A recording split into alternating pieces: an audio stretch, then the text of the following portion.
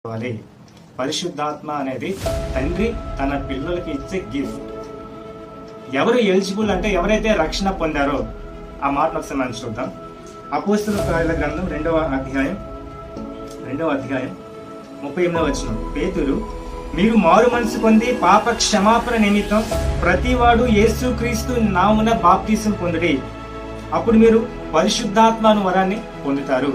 పరిశుద్ధాత్మను వరాన్ని గిఫ్ట్ ఇది.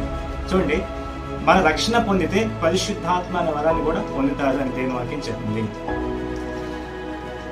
ఎలా మనం పరిశుద్ధాత్మని పొందుతాం? మొదటిగా ఇది పరిశుద్ధాత్మ దేవుడు తండ్రి మనకి ఇచ్చిన గిఫ్ట్ అన్న సంగతి గుర్తుపెట్టుకోవాలి.